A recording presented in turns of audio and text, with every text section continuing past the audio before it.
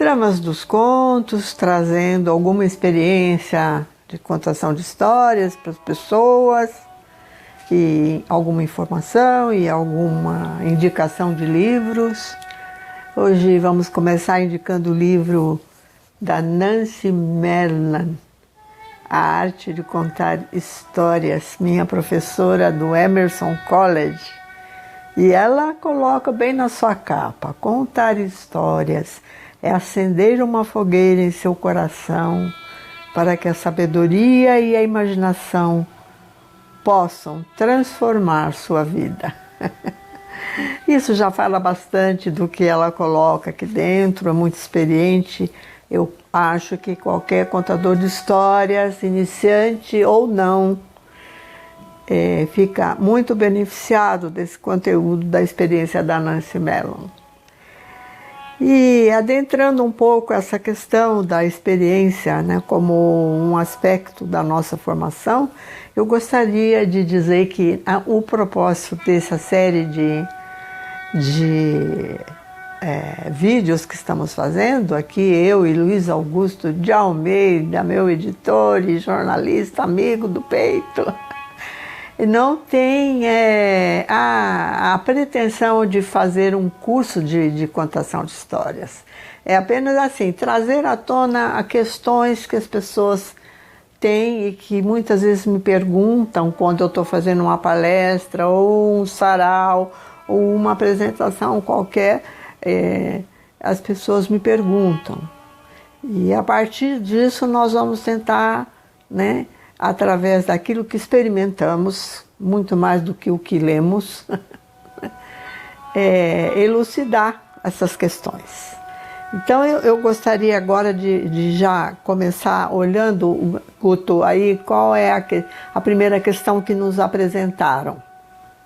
Então, Elisa, a primeira pergunta veio de um médico psiquiatra que viu, né, o nosso último episódio e ficou interessado sobre conto, e ele pergunta o seguinte: em uma sociedade apressada como a nossa, como é possível criar o espaço de escuta para o conto? É muito interessante essa pergunta. E aí nós temos que olhar se isso no âmbito do pessoal e do íntimo, né, e do familiar, né, e no âmbito do próprio consultório do psiquiatra, né? E há psiquiatras que também têm grupos, né, de dinâmica de grupo e tal.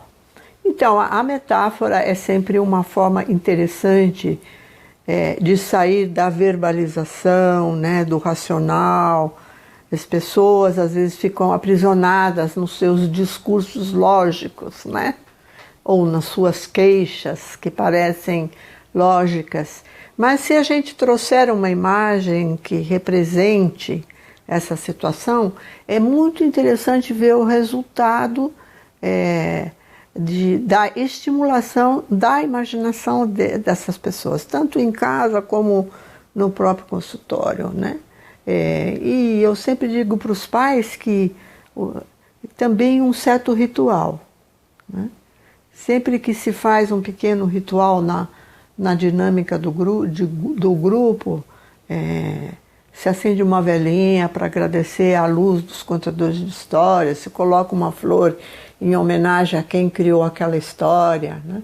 Ou se coloca um véu na cabeça, ou algo que mostre a nossa reverência por aquele momento. Isso sempre cria, né, um ambiente assim receptivo. As crianças gostam muito de ritmo, então a gente pode inventar: vamos chamar o conto, vamos chamar o conto, né? E eles ficam batendo palminha e, né, atraindo o corpinho deles para aquele momento e para aquela presença. Então, tem muitas técnicas e a gente aos poucos vai explorando. Mas o mais importante é a imagem. Para o psiquiatra, numa questão qualquer familiar, ele pode, por exemplo, colocar: olha, aqui parece que tem um pântano, um atoleiro. O que pode tirar a gente do pântano e do atoleiro, né?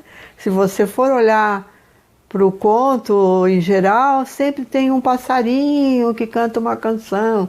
Qual seria a canção que vai nos tirar desse pântano, desse atoleiro, né? De repente pode ser uma canção do Almir Sater, né? Ou de qualquer outro cantor, ou do próprio folclore, né? E assim, ou qual seria a outra instância? Qual seria a fadinha que vinha tirar a gente? Olha, quem será que aparece na floresta para nos tirar, né, do poço ou do pântano? Sempre trazer esse momento assim para a mágica, né, da situação. E isso sempre funciona, mas o ritual também é muito importante. Tem mais alguma pergunta? Sim. Agora um advogado, ele quer saber de que é feito o conto, da imaginação ou do sonho?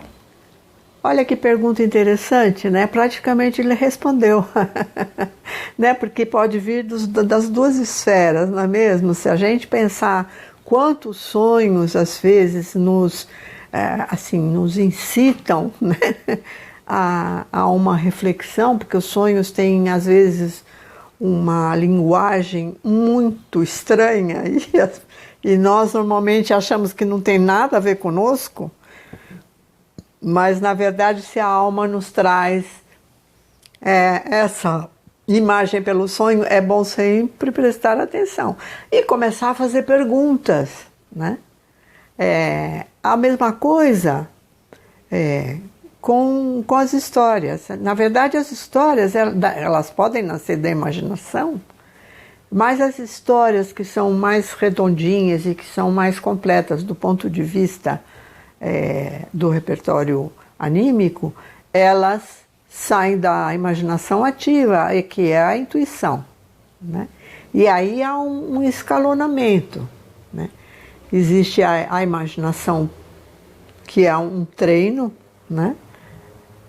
Para sair da questão lógica, temos a aspiração e finalmente a intuição. Então a nossa alma vai ampliando, né?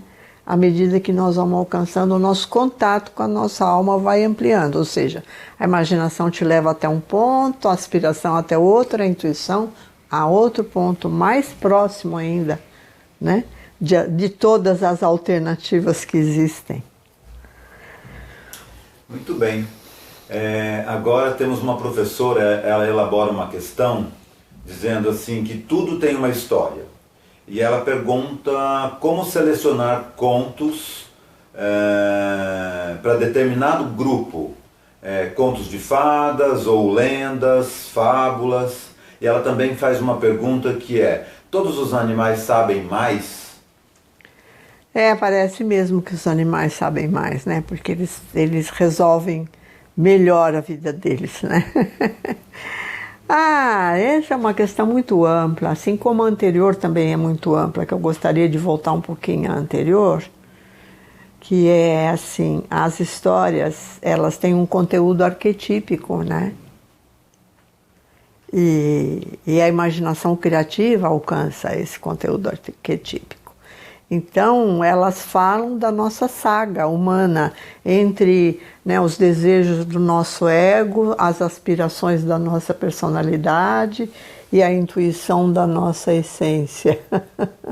E articula nessas várias esferas, trazendo personagens e paisagens que vão provocando você a olhar, né, um pouquinho assim para os problemas que o não escutar a nossa essência acaba nos levando na vida. Então as histórias, elas refletem a nossa trajetória humana na busca da nossa inteireza.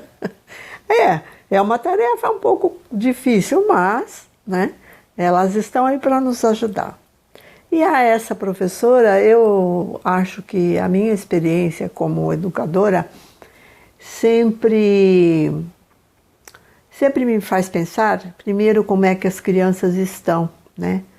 Porque às vezes elas estão agitadas, acabaram de chegar do pátio, ou tiveram uma aula de matemática, estão super excitadas na cabeça.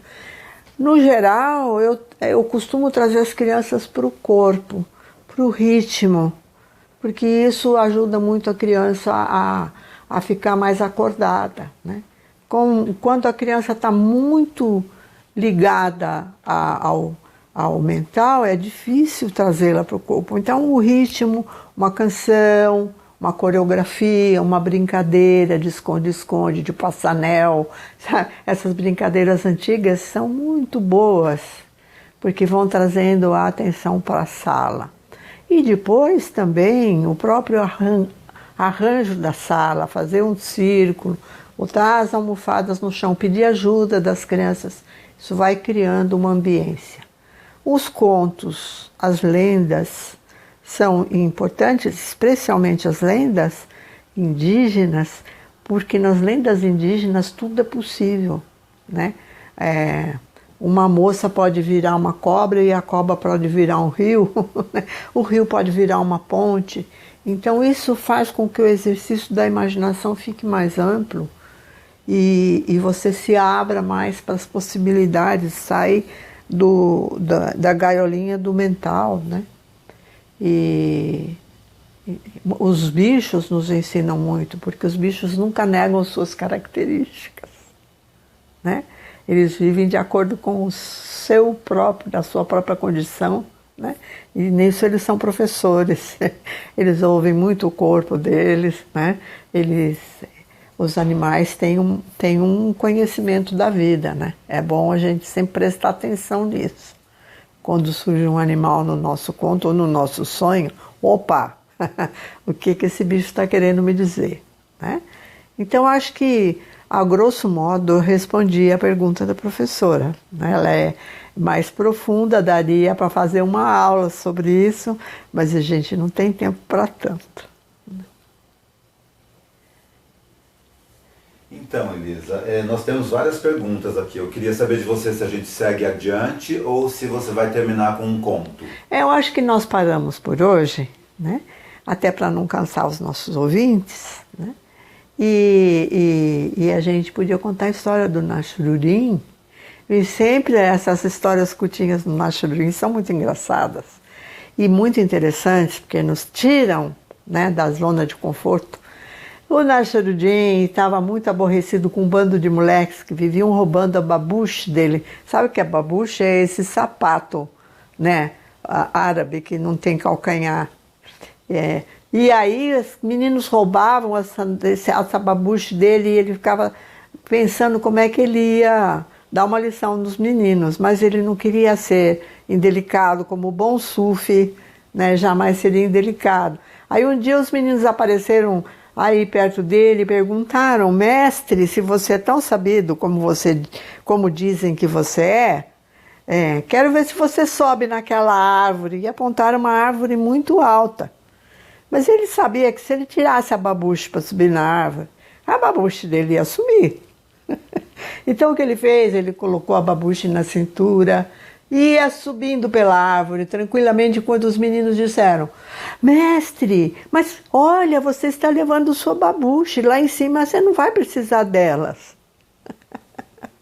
E ele olhou para eles com a carinha mais safadinha e disse: ah, meninos, quem sabe lá em cima tem um caminho, e nesse caminho tem um lugar onde as crianças não roubam babuches dos mestres.